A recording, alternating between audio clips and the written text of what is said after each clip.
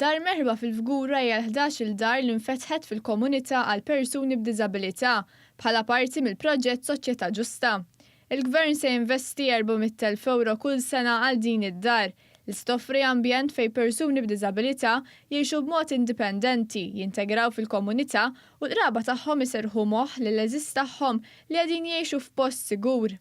Id-dar tilqa' fiha 16-il persuna u fl-aħħar jiem diġà daħlu l-ewwel 14 resident. Id-dar hija mifruxa fuq żewġ appartamenti, b'wieħed minnhom għal 8 residenti nisa u ieħor għal 8 residenti irġiel. Id-dar hija magħmra wkoll pixxina terapeutiku fuq il-bejt biex jintuża mir-residenti. L-operat tad-dar se jitmexxa mill-Fondazzjoni Wens li tmexxi wkoll dar residenzjali ta' Soċjetà Ġusta fil-Kalkara. Bil-Gvern jieħu ħsieb li jħallas l-ispejjeż kollha.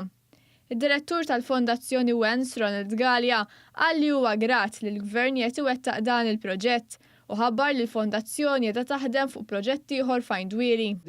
Dawn l-appartamenti qegħdin Għajndwieli u qegħdin blokka waħda, ġifieri da kellna żewġ appartamenti hemmhekk ġew blokka waħda. Issa propju dil-ġimgħa se nibdew ix-xogħol biex jiżdied appartamenti ieħor fuq din l-istess blokka u fuqhom isiru l-offiċini biex jinġabru l-offiċini in-nies li jaħdmu fl-offiċini f'dil blokka. Fl-ewwel 4 snin ta' dan il-Gvern infetħu 5 stidja residenzjali għal persuni b'diżabilità, filwaqt li fit-tieni leġislatura diġà nfetħu 6 djar.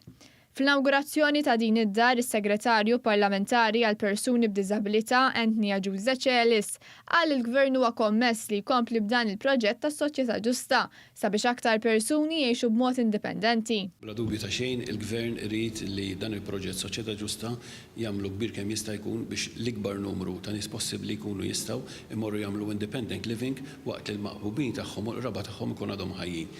Ħafna mix-xogħlijiet f'dar il-Merħba fil-Fgura sar mill-ħaddiema tal-Gvern. Il-Ministru għat-Trasport u l-Infrastruttura Jim Borġ ringrazzja lill ħaddiema tal-ħidma tagħhom biex din id-dar tintuża għal ġest nobbli.